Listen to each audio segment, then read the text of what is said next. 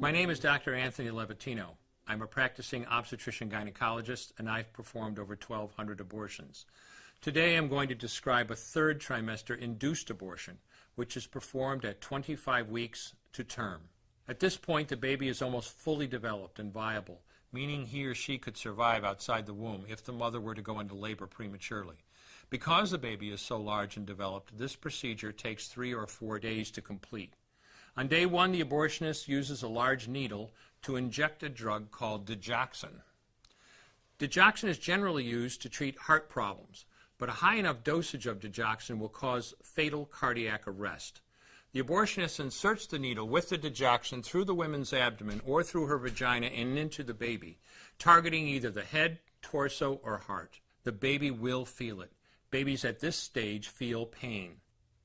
When the needle pierces the baby's body and the digoxin takes effect, the life of the baby will end. The abortionist then inserts multiple sticks of seaweed called laminaria into the woman's cervix. They will slowly open up the cervix for delivery of a stillborn baby. While the woman waits for the laminaria to dilate her cervix, she carries her dead baby inside of her for 2 to 3 days. On day 2, the abortionist replaces the laminaria and may perform a second ultrasound to ensure the baby is dead.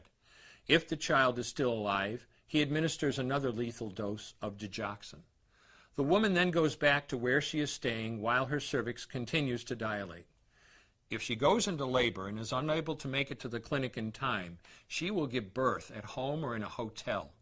In this case, she may be advised to deliver her baby into a bathroom toilet. The abortionist then comes to remove the baby and clean up. If she can make it to the clinic, she will do so during her severest contractions and deliver her dead son or daughter.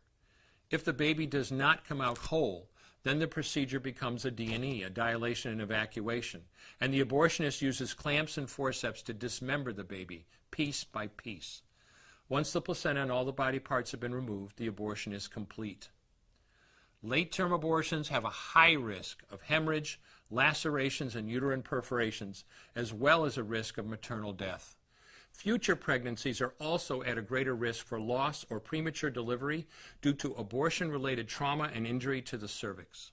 As I mentioned at the beginning, I'm Dr. Anthony Levatino, and in the early part of my career as an OBGYN, I performed over 1,200 abortions.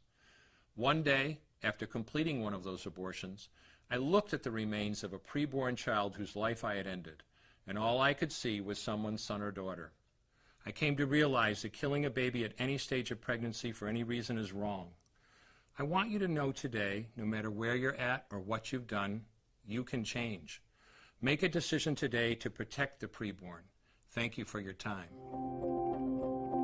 I will no longer do any more abortions. When you finally figure out that killing a baby that big for money is wrong, that it doesn't take you too long to figure out it doesn't matter if the baby is this big or this big or this big or maybe even this big, it's all the same. And I haven't done any since then, and I never will.